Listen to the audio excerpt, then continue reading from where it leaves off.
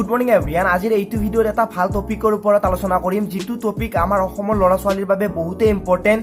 কেৱল আমাৰ অসমৰ ল'ৰা ছোৱালীয়ে বুলি নহয়, সকলো ভাৰতবৰ্ষৰ ল'ৰা ছোৱালীৰ বাবে ইম্পৰ্টেণ্ট। ভিডিঅ'টো আপোনালোকে সম্পূৰ্ণ কৰি চাব। সম্পূৰ্ণ কৰি চাই আপোনালোকৰ লগৰ যিমান বন্ধু বান্ধৱী আছে, দাদা বাইদেউ আছে, সকলোকে শ্বেয়াৰ কৰি দিব নাপাহৰিব। লগতে আপোনালোকৰ মতামত কমেণ্ট বক্সত জনাব নাপাহৰিব। ভিডিঅ'টো সম্পূৰ্ণ কৰি চাই আগতে আপোনালোকে বুজি ল'ব, তাৰ পিছতহে আপোনালোকে কমেণ্টত আপোনালোকৰ মতামত জনাব। যেহেতু আপোনালোকৰ লগত ডিছকাছ কৰিম, আপোনালোকৰ মতামত কমেণ্ট বক্সত জনাব, এইটো আপোনালোকৰ বাবে ৰিকুৱেষ্ট। এতিয়া কথাটো হ'ল, আপোনালোকে যদি মোৰ চেনেলটোত নতুনকৈ আহিছে তেনেহ'লে এতিয়া ছাবস্ক্ৰাইব কৰি দিয়ক, লগতে বেল আইকনটো বজাই দিয়ক এনেকুৱা ধৰণৰ সুন্দৰ সুন্দৰ চাকৰি ইনফৰমেশ্যন পাই থকাৰ বাবে।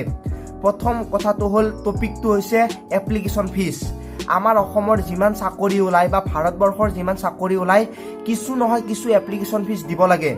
তাত আহি যায় SC ST OBC জেনেৰেল, আৰু যিবোৰ SC ST আছে বা OBC আছে তেওঁলোকৰ যদি এপ্লিকেশ্যন ফিজ 500 টকা, জেনেৰেলৰ বাবে 1000 টকা। সেই টপিকটোক লৈয়ে মই আজি অসম টেটত যিটো পোষ্ট ওলাইছে, মানে ৰিক্ৰুইটমেণ্ট ওলাইছে, তাৰ ওপৰত ডিছকাছ কৰিম। আপোনালোকে নিশ্চয় গম পায় অসম টেটত নতুনকৈ ৰিক্ৰুইটমেণ্ট আহিছে, আপোনালোকে এপ্লাই কৰিব পাৰে, সেইবোৰ নিশ্চয় গম পাইছে। যদি গম পোৱা নাই তেনেহ'লে চাব পাৰে অফিচিয়েল ৱেবছাইটত গৈ। এতিয়া কথাটো হ'ল, যিটো এপ্লিকেশ্যন ফিজ ৰাখিছে, দুখন পেপাৰ আছে, ফাৰ্ষ্ট পেপাৰ ছেকেণ্ড পেপাৰ। যিখন ফাৰ্ষ্ট পেপাৰ আছে তাত SC ST OBCৰ বাবে আৰু বাকীখিনিৰ বাবে যিখিনি এপ্লিকেশ্যন ফিজ আছে বেলেগ বেলেগ। যিখিনি SC ST আছে বা PWD আছে তেওঁলোকৰ বাবে 300 টকা ৰাখিছে এপ্লিকেশ্যন ফিজ, আৰু যিখিনি জেনেৰেল আছে তেওঁলোকৰ বাবে 325 টকা। এইটো এটা ষ্টেপ বহুতেই ভাল, কিন্তু আপোনালোকে নিশ্চয় গম পায় 3 Idiots চাইছিলে, লগৰজনে যদি ফেইল কৰে তেতিয়াও বেয়া লাগে, আৰু লগৰজনে যদি বেছি মাৰ্কছ পায় তেতিয়াও বেয়া লাগে। এতিয়া আপোনালোকে উদাহৰণটো চাগে বুজিয়ে পাইছে।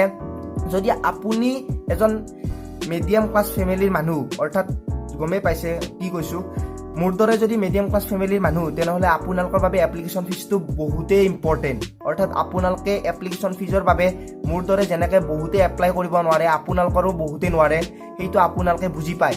এতিয়া কথাটো হ'ল, যদি এপ্লিকেশ্যন ফিজ জেনেৰেলৰ বাবে 700 টকা হ'লহেঁতেন, আগতে কেনেকুৱা আছিল, SC আৰু STৰ বাবে 300 টকা আৰু জেনেৰেলৰ বাবে আছিল 700 টকা, তেনেকুৱা হ'লে আপোনালোকে এবাৰ ভাবক।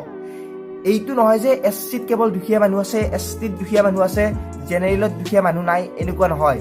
সকলোতে দুখীয়া মানুহ আছে। ধৰি লৈছোঁ মই SCৰ পৰা বিলং কৰোঁ, আৰু কিছুমান মোৰ লগৰ আছে যিবোৰে জেনেৰেলৰ পৰা বিলং কৰে, তেওঁলোকৰো ফেমিলিটো মোৰ দৰে।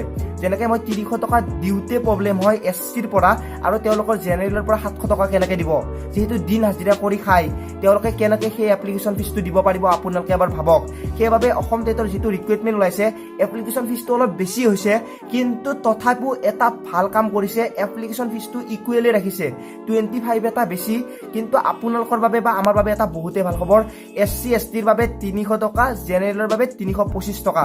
ঠিক তেনেদৰে যিখন 2 নম্বৰ পেপাৰ আছে, অৰ্থাৎ ছেকেণ্ড পেপাৰ আছে, ছেম কণ্ডিশ্যন, SC STৰ বাবে 300 টকা আৰু জেনেৰেলৰ বাবে 325 টকা।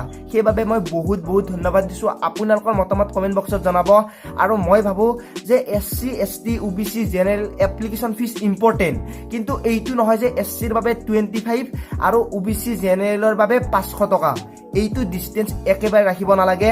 মই SCৰ পৰা বিলং কৰোঁ, তথাপিও মই SC হৈও এইখিনি কথা কৈছোঁ, আপোনালোকে এবাৰ ভাবক।